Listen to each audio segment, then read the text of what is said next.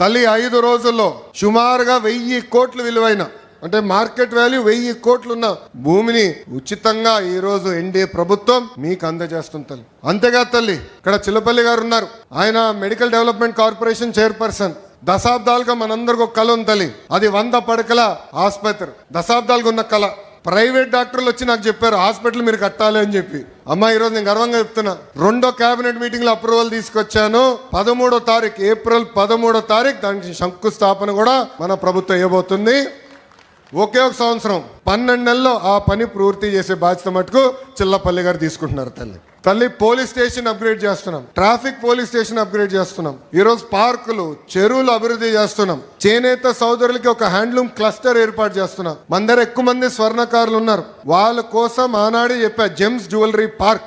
అంటే బంగారం మన ఏమన్నా ఆభరణాలు ఏమన్నా డిజైన్ కానీ తయారీ కానీ అమ్మకాలు మొత్తం ఒక మంగళగిరి నియోజకవర్గంలో జరగాలి, మెరుగైన పని మనోళ్ళకి తెలియాలి, స్కిల్ డెవలప్మెంట్ జరగాలని చెప్పాను. దాన్ని కూడా స్వీకారం చుట్టాం తల్లి. ఇలా అనేక అభివృద్ధి కార్యక్రమాలు మేము చేస్తున్నాం. నాది ఒకే లక్ష్యం, తిరిగి మళ్ళీ మీ దగ్గరికి వచ్చినప్పుడు ఏ హామీలైతే నేను ఇచ్చానో మంగళగిరి నియోజకవర్గంలో అది నిలబెట్టుకుని వస్తానని ఈ సభాముఖం మీ అందరికీ నేను మళ్ళీ హామీ ఇస్తున్నా.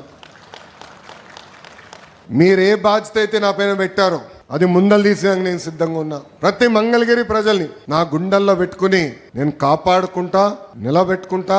నా లక్ష్యం ఒకటే, భారతదేశంలో నంబర్ 1 నియోజకవర్గం ఏదంటే ఆలోచిస్తే దానికి చిరునామా మంగళగిరి చేసే బాధ్యత మీ లోకేష్ తీసుకుంటాడని ఈ సభాముఖం తెలుపుకుంటూ తల్లి మీరందరూ ఒక్కసారి ఆలోచించమని కోరుతున్నాం.